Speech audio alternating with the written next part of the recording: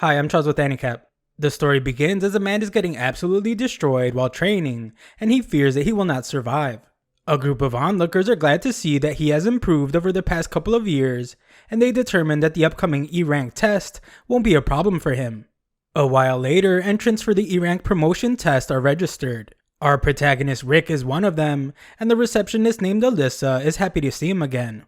It's been 2 years since they last saw each other, and it was when Rick used to be a guild clerk. She was surprised to hear that Rick became an adventurer, and he can't blame her because starting off as an adventurer at age 30 is pretty unthinkable. Normally people start off as F-rank apprentices when they are teenagers and become E-rank just 2 years after that. Alyssa wonders where he has been, so Rick explains that he was up in the mountains training with some senior adventurers. Some unruly drunk guy tries to make advances towards Alyssa, but Rick calms him down. Everyone's attention turns to them when the guy passes out, so Rick reminds everyone to drink responsibly. Alyssa gives him his exam ticket and wishes Rick luck on the E-rank test. Rick is horrified though when his ticket has the really unlucky number of 4242. Outside, Rick tells some girl named Rionette that he finished registering, and she reminds him where her eyes are. Back inside, everyone is shocked to see an imprint of Rick's hand on the drunk guy's armor because it's made of steel. What's even more shocking is that the drunk guy is an infamous former A-rank adventurer. His name is Domo the Fiendish Knight, and he is a wanted criminal. Alyssa is then shocked when she wonders if Rick has become strong enough to easily leave an imprint in steel armor. A while later, Rick's height is measured, and the examiners are shocked to see that he's 32 years old. After that, participants have their magical energy tested by putting their hands on a crystal ball. A couple guys get D- and one girl gets a C+. Rick's turn is next, but the light he generates from the crystal is pathetic, and he's given an F-. The others have never seen a score so low, and they hope they never end up like Rick. Rick leaves, but the examiner is shocked when the crystal ball breaks. The next exam has participants attack something to measure the force they can generate. The device can absorb insanely powerful attacks, so participants are told not to hold back. This device is a slime bag, and a look into the past shows someone teaching Rick about it. He was told that the human body is the foundation of a good fighter, regardless of what weapons or magic they have. Rick was instructed to destroy the golden slime bag with his bare hands, because once he could do that, he will have built a body that he could trust. However, this golden slime bag is known for being as strong as dragon's teeth. Rick was sure that he wouldn't be able to destroy it with his bare hands, but he was told that doing so is simple for an adventurer. His instructor revealed that he could destroy 200 at once and demonstrated a bit of his power. Rick had to work his way up by hitting the bag with 50,000 punches every single day. Back to the present, one guy impresses everyone when he attacks a bag using strengthening magic. Some little guy is up next, and he declares that the time to show his strength has finally come. This kid is the second son of the Duke, and rumors say that even though he's just 11 years old, he has magic equivalent to a C rank. This child prodigy then shocks everyone when he prepares his attack. His setup is truly a grand display, but everyone is shocked when the attack turns out to be a tiny fireball. Everyone is still impressed by the damage it does, and they call him a genius. Rick is in awe as well, because the kid used level 3 nature-composed blaze magic. Another look back at Rick's training shows some little girl using an insanely powerful fire attack on him. Both attacks were blaze attacks, but they looked really different, so Rick wonders if the kid compressed his for indoor use. Soon it is Rick's turn, but the examiner doesn't expect much from him. If magic isn't trained at a young age, then the chances for growth later in life is impossible. On top of that, Rick's results from the magic test were pitiful, so the examiner recommends that Rick just give up now. Rick actually agrees with everything he said, but he can't help but think back to his training. Rick was exhausted from punching the bag one day, but he refused to give up.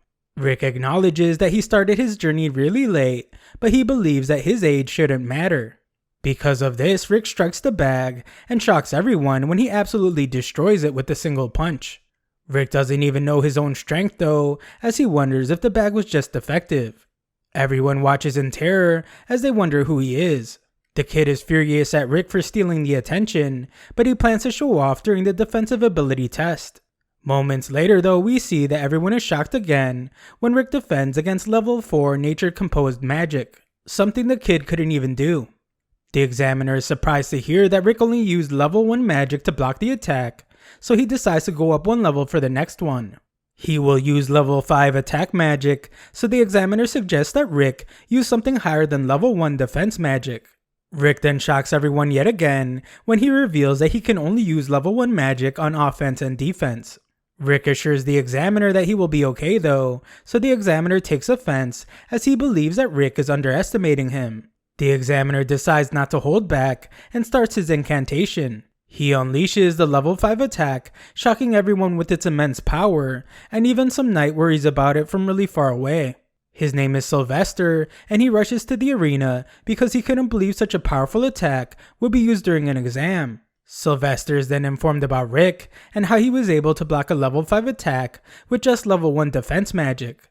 He assumes it must be some kind of joke, but he is told that it isn't. It's just an impressive 32-year-old F-rank adventurer. Rick's report reveals that he was a guild receptionist for 13 years. Sylvester doesn't seem to know what a receptionist is though, and Rick's power makes him wonder if it's a title given to someone who has defeated a dragon. After the written exam, Rick expresses how confident he is that he aced it. Just then, the prodigy named Freed angrily approaches Rick. Rick barely remembers this kid, so he assumes that he's lost and offers to help him find his parents. The kid is furious though, and explains that Rick took all the attention away from him. Just then, Freed's older sister Angelica arrives and is upset that Rick made her brother cry. Freed says that the 40-year-old man ruined everything, but Rick angrily corrects him by saying that he's only in his 30s. Angelica only believes her brother though, and challenges the 40-year-old man to a duel. Rick points out that she just got her glove dirty, but Barehanded explains that picking up the glove means he has accepted the duel. Moments later, the two arrive in an arena, and Angelica declares that she must punish the old man. Duels in the kingdom allow each participant to propose one condition for the duel. Angelica proposes that the loser must act as the victor's servant until the end of their life, and her brother cheers her on. Angelica is a second-class knight, and Rick is shocked to hear that this means she's the same level as a B-rank adventurer. B-rank adventurers are powerful enough to defeat monsters on their own, but Barehanded still tells Rick to take it easy on her. Rick thinks she has it all wrong though, and points out that he's just an F-rank adventurer that just registered a couple days ago. Rick fears that he won't make it out of the duel alive, so Barehanded tells him to just remember his training from the past 2 years. Rick begins to be inspired by the training montage that plays in his head, but he remembers how terrible it was, and it just makes him throw up. Barehanded tells him to be more confident, and reminds him of the group that trained him. The group called Orichalcum Fist prides itself on being the strongest in the continent, and they consider Rick to be one of its members. Rick thanks Barehanded for restoring his confidence and steps up to Angelica. Angelica knows that Rick is an F-rank, so she promises to refrain from ending his life. She prepares for the fight, and Rick can tell that she's a swordsman type that strengthens her body and weapons. Angelica wonders if he will be able to keep up with her speed, and Rick is shocked when she flies right past him. She explains that she slowed down just a bit for Rick, and she wonders if he's not talking because of how shocked he is. The little nerd laughs at the 40-year-old and explains that people call his sister the Flash because of how fast she is. Angelica declares that she will actually attack him this time without holding back, and she uses her incredibly fast attack again. Rick goes quiet again, but we see that it's actually because of how slow he sees Angelica moving. It's even slower than when Rick walks, so he wonders why anyone would call her the Flash. Rick easily dodges her attack, but Angelica thinks he just got lucky because only a handful of first-class knights are able to properly react to her speed. She is sure that he won't be able to dodge it a second time, but Rick is once again unimpressed by how slow she is moving. He can't believe that she's a knight and wonders if she became one through nepotism. Rick considers for a moment that he might actually be really strong, but he then laughs at the thought. Rick prepares to dodge the attack again, but Angelica trips and starts barreling towards him. Rick just barely manages to dodge her out of control attack, but Rick is oblivious. He couldn't read her movements at all and assumes that it was an incredible skill of hers. This little incident makes him remember that he's just an F-rank, and there's a huge gap in skill between him and a second-class knight. Angelica knows that she actually tripped, but decides to pretend like the attack was on purpose. She declares that she will attack again, but move even faster this time. Her next attack takes a great toll on her body though, so she can only use it 3 times. She uses the attack that's supposed to be way faster, but it's still pretty slow in Rick's eyes. The clueless Rick fears that she might use another terrifying rolling attack again if he makes the wrong move, so he dodges carefully. Angelica is shocked and wonders what she should do because she can only use the attack 2 more times. She decides to use her last 2 attacks in succession, and Rick realizes that he needs to fight back. Just then, Angelica trips again on her last attempt. Rick thinks it's another terrifying technique and fears that his attack won't land in time. Dust goes everywhere and everyone watches in shock. When the dust clears, we see that Rick's attack created a crater in the ground. Angelica is horrified as she realizes that if she didn't trip, then Rick's terrifyingly powerful attack would have landed on her. The clueless Rick thinks that she purposely dodged it though, and she wonders who this guy is. Rick explains that he's just an F-rank adventurer that used to be a guild receptionist 2 years ago. Rick isn't sure he can do much against a second-class knight, but he will do his best during their duel and use it as a learning experience.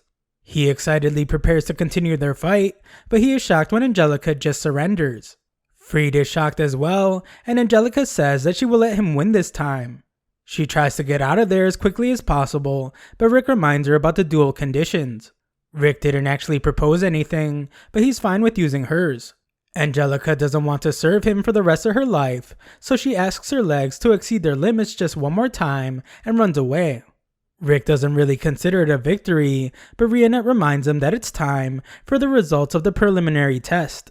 Just then, Rick is shocked when Rionette reveals that the other members of their group will be arriving soon.